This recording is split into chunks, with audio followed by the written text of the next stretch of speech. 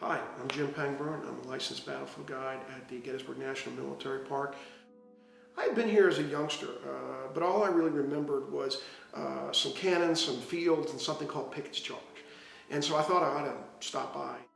I was passing Gettysburg, number 15, saw a billboard for the battlefield, and a thought crossed my mind that a lot of times we live in places, if we have something famous that's well known in our area, sometimes I think we tend to avoid them, that's where the tourists go, and we don't tend to enjoy or take advantage of things in our own backyard. And that thought crossed my mind when I passed Gettysburg.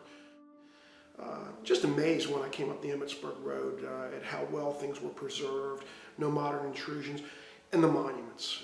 The monuments hit me, and it just became inescapable that something significant occurred here. The very first day I visited the battlefield, I had mentioned I'd seen the old electric map program. And one of the interesting things in the electric map program is they mentioned the irony of the battle. The first day, the North approaches from the South and the South approaches from the North. It's pretty intriguing, especially for someone that lived north of here, just how far north of these Southerners who were north of here get. And after the electric map program, I went to the desk in the old visitor center, spoke to a ranger and asked him about that. And he said, I think they might have got up toward Carlisle, but you might want to speak to one of our licensed battlefield guides. And I thought, who are these licensed battlefield guides that the National Park Service Ranger is referring me to?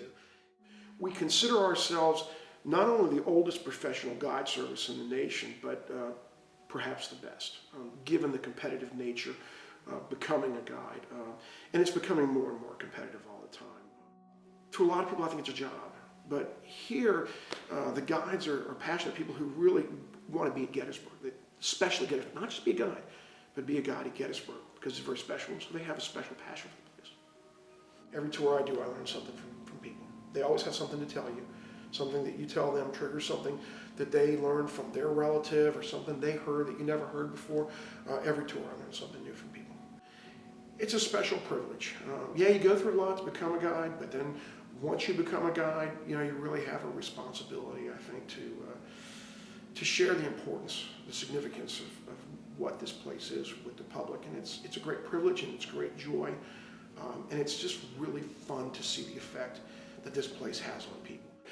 I hear it all the time. When you're in a tour with people for the first time and they don't really bargain for the breadth and the depth of the battlefield when they come here. They don't understand exactly what they're getting into. They think they can stand in maybe one spot and see the whole battlefield.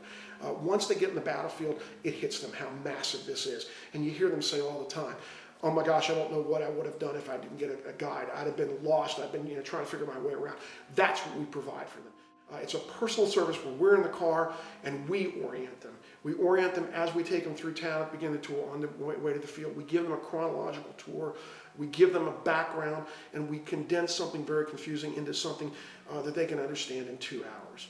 Meeting someone you tour for the first time is really interesting point. I'm looking for the right word, I can't think of it, but there's that anticipation. All you have is a name. They come in and they give you a name on a slip of paper, and you don't know them. There's no face to put with it. And so there's that certain disconnect between people you don't know. And then you go out and you introduce yourself and you get to know each other. The change in the tour from the time you meet the people to before you even get on the battlefield the first day you're in town.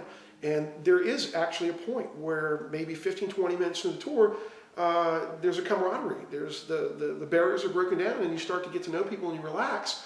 And it's almost like you're giving tours to friends.